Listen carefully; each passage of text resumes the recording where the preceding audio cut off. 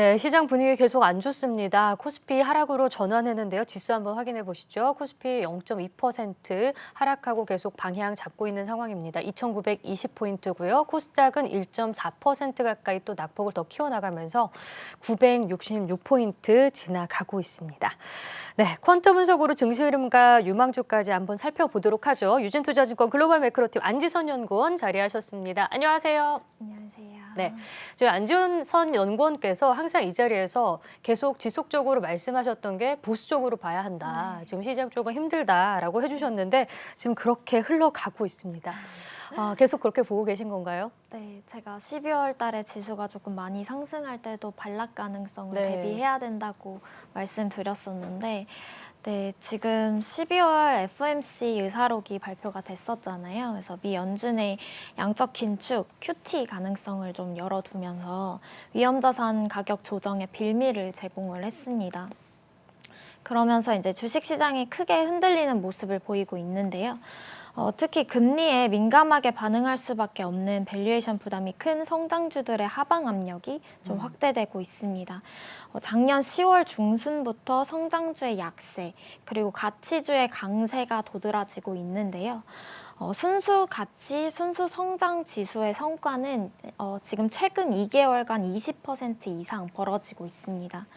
2008년 이후에 원달러가 1,190원을 상회하고 미국 10년물이 주간 단위로 15bp 이상 급등한 주간은 이번을 포함하여 14번 정도인데요. 해당 구간에서 가치주가 총 11번, 그러니까 80%의 확률로 성장주 대비 양호한 성과를 보이고 있었습니다. 연초 이후에 기관은 다시 순매도로 돌아선 한편 이제 외국인은 12월에 이어서 1월에도 2조 원 정도를 순매수를 보이고 있는데요. 연초 이후 기관과 외국인의 순매수 상위 업종을 보면은 운송, 철강, 에너지 업종 등이 있었습니다. 그래서 전통적인 가치주 업종에 좀 주목을 하고 있다, 이렇게 보고 있는데요.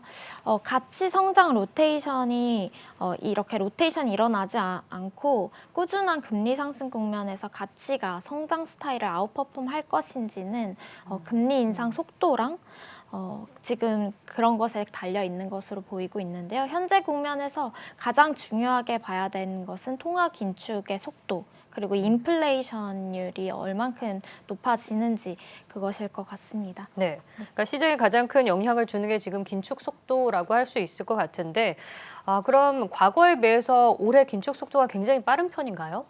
네, 긴축 속도가 굉장히 빠른 편이라고 볼 수 있는데요. 최근 통화 정책은 지금 2013년에 테이퍼 텐트럼이 일어났던 2014년에서부터 2019년까지 있었던 미국의 긴축, 통화 긴축을 다시 떠올리게 되고 있습니다.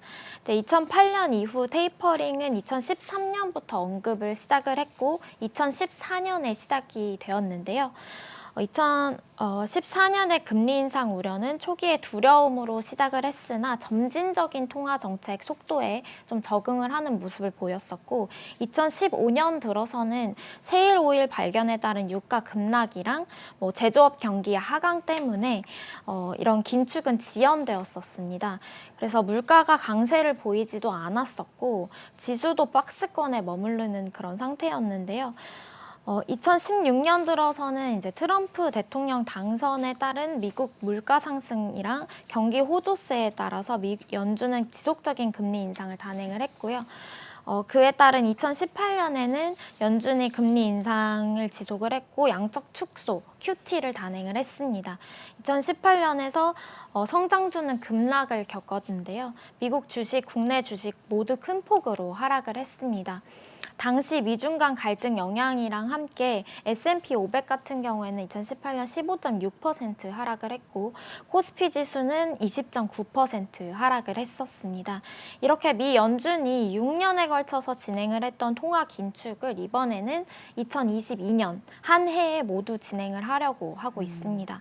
과거 긴축과는 달리 물가가 급격하게 상승을 해서 점진적인 통화 긴축을 진행할 여유가 없어 보이는데요. 에너지 가격 상승과 공급망 차질이 초래하는 인플레이션에 더해서 타이트한 고용과 임금까지 인플레이션 근원이 굉장히 확대되고 있는 상황입니다. 유가나 공급 병목 현상에 의한 물가 상승은 좀 점차 해결될 것으로 보이고 있는데요. 코로나 위협이 완화된다면 다시 원유 수요는 급증할 것이고 서비스 소비의 대기 수요가 지금 굉장히 풍부한데요. 이런 가운데도 이제 서비스 원가라고 볼 수 있는 임금 상승이나 타이트한 고용 시장이 조금 이런 인플레이션의 좀 부담으로 압력이 쉽게 해결되지는 않을 것 같다는 모습으로 보이고 있습니다. 물가 상승 부담이 줄어들지 않는다면은 미 연준은 긴축의 속도를 더 낼 것으로 판단을 하고 있습니다. 그러니까 유가와 임금 상승에 의한 인플레이션은 계속될 수 있다라고 해주셨는데 이제 내일 또 CPI가 발표가 되지 않습니까? 네. 미국에 중국도 이제 좀 있으면 발표를 하는데 네. 이게 사실 인플레이션이 피크를 쳤다라는 말도 있는데요. 네. 어떻게 좀 전망을 하고 계신가요? 네, 이렇게 인플레이션이 사실 그 피크를 고점을 지나서 조금 이제 하향 조정되는 국면으로 들어서는 것은 맞습니다. 하지만 지금 내일 미국 소비자 물가 상승률 발표되는데 예상치가 이제 미국 CPI 예상치가 7% 정도로 예상이 되고 있습니다. 이거는 굉장히 높은 수치여서 그쵸. 이제 예상치보다도 좀 서프라이즈가 날 확률이 있어서 그 점은 조금 인플레이션의 압력이 좀 많이 확대되고 있고 저희가 그 당초에 생각을 했던 그런 공급 병목 현상이 그렇게 쉽게 해결되지 않음으로써 그리고 유가 상승 압력이 그렇게 쉽게 해결되지 않음으로써 일어나는 현상이다 생각을 하고 있고요. 지금 미국 CPI 예상치가 발표되고 나서 또 금통위가 1월 14일 날 예정되어 있는데 이것에도 영향을 끼칠 것으로 보고 있고요. 그리고 12월 달에 이제 미국 PCE 물가가 이미 발표된 수치를 보면은 39년 만에 가장 큰 폭으로 올랐었고 미국 근원 물가 같은 경우에도 38년 만에 최대 폭으로 상승을 기록을 했습니다. 그러면서 미국의 인플레이션이 굉장히 심화되는 모습을 계속 보이고 있어서요. 그리고 한국도 마찬가지로 2021년 소비자 물가 상승률이 전년 대비 2.5% 상승하면서 10년 만에 최고치를 경신을 했습니다. 4분기 같은 경우에는 3%의 큰 폭의 상승률을 보이기도 했었는데요. 이렇게 인플레이션 우려가 확대되는 모습을 보이면 좀 지금 긴축 속도에 더 속도가 나지 않을까 이렇게 생각을 하고 있고 그 우려에 의해서 주식시장 변동성이 커지고 그런 부분에서 좀 보수적으로 봐야 된다라고 생각을 하고 있고요. 그리고 이제 저희가 이제 기대할 수 있는 부분은 공급 부족 완화, 그러니까 병목 현상의 완화랑 이번 연도에 유가 상승 압력의 완화를 조금 기대를 해보면서 인플레이션이 완화되는 국면을 좀 기대를 하면서 좀 지켜봐야 될 것 같습니다. 그렇군요. 그리고 우리 시장에 지금 1월에 효과를 못 보고 있는 이유 중 하나가 LG 에너지 솔루션 상장을 앞두고 있기 때문 아닙니까? 이제 네네. 기관의 매도가 계속 나오고 있고 오늘부터 수요 예측에 들어가게 되는데 이 점은 저희가 어떻게 대응을 해봐야 될까요? 네, 제가 이제 계속해서 LG 에너지 솔루션도 수급액 부담이 된다라고 말씀을 드렸었는데요. 이제 QT랑 이제 더불어서 1월 증시에 부담으로 작용할 수 있는 재료가 지난번에 말씀드린 LG 에너지 솔루션 상장 이벤트가 있습니다. 그리고 과거 대형 IPO 종목이 상장했을 때 코스피 지수는 하락한 경우가 많았는데요. 작게는 2%에서 좀 크게는 6%까지 하락하는 경우가 있었습니다. 2010년 삼성생명이 상장 때랑 2014년 삼성 SDS, 제일모직, 그리고 2016년 삼성 바이오로직스, 그리고 2021년 카카오뱅크, 크래프톤 상장 당시에 코스피 지수가 2%에서 6%까지 하락하는 모습을 보였습니다. 대형 IPO 종목 상장에 따라서 기존 시가총액 상위 종목들에 대한 수급 부담이 좀 작용할 수 있어 보이고요.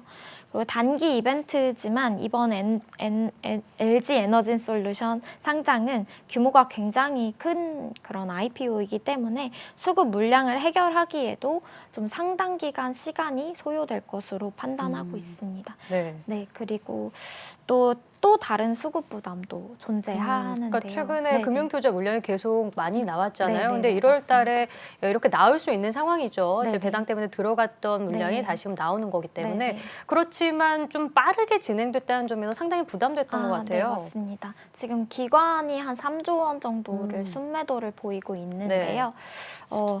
지금 뭐 작년 10월부터 해서 배당 차익 거래를 좀 염두에 해두고 들어오는 매수 수요가 그러니까 기관 투자자 중에서도 세부 투자 주체,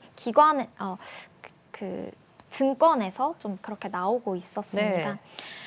그래서 이 12월에 배당 차익 거래를 노린 매수 수요가 1월에는 매도로 돌아서게 되는데요.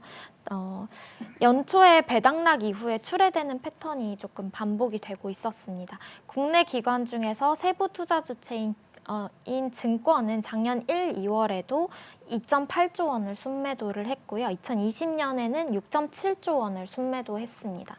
이제 10월부터 유입된 배당 차익 거래 순매수 물량이 모두 청산된다고 가정을 하면은 지금 아직까지도 최대 3조 원 가량이 조금 더 나올 수 있다. 순매도 물량 3조 원 정도가 더 나올 수 있다고 판단을 하고 있어서 1월은 단기 수급 부담이 굉장히 큰 상황이라고 판단을 하고 있습니다.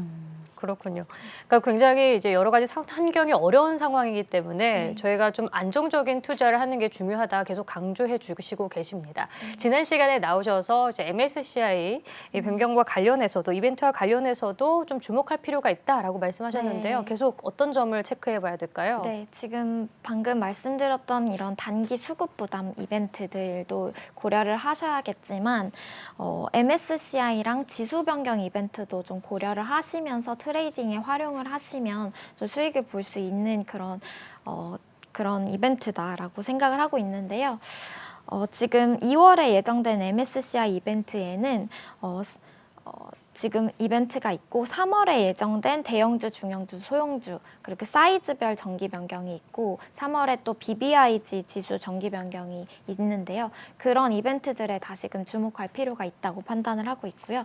MSCI 지수에는 신규 편입 가능 종목을 메리츠 금융지주랑 위메이드라고 말씀을 드렸었는데 네. 위메이드 같은 경우에는 종목 급등락이 워낙 심해서 근데 오늘도 지금 13% 빠지더라고요. 네네. 편입 제외될 가능성도 있고요.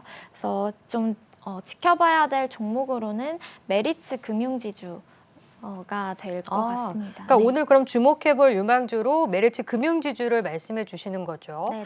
그러니까 뭐 금리 상승에 따른 수혜도 있을 것 같고 상대적으로 시장을 좀 방어할 수 있는 역할을 할 수 있을 것 같은데 어떤 점을 주목해봐야 되나요? 네, 일단 제가 저번에 이제 연간 전망 말씀을 드리면서 금융업종이 괜찮을 것 같다라고 네네. 말씀을 드린 적이 있는데요. 이제 금융업종에 해당되는 그런 종목이기도 하고요. 메리츠 금융그룹이 배당 성향을 10%대로 계속 유지를 하고 있습니다. 그 배당 성향을 10%로 유지를 하면서 자사주 매입을 꾸준히 진행을 하고 있는데요. 이제 주주 환원 조치를 좀 많이 진행을 하고 있다는 점에서 좀 매력적으로 보이고 있고요. 그리고 외국인이 9일 연속 순매수를 하고 있는데 이 배경에는 MSCI 신규 편입을 위한 움직임도 조금 있다고 보여지고 있습니다. 그래서 단기 이벤트 드리븐에 따른 트레이딩 종목으로 조금 추천을 드리고 있습니다. 네. MSCI 신규 편입도 한번 기대해 보겠습니다. 지금까지 콘트로본 증시 유진투자증권 글로벌 매크로팀 안지선 연구원과 함께했습니다. 고맙습니다. 감사합니다.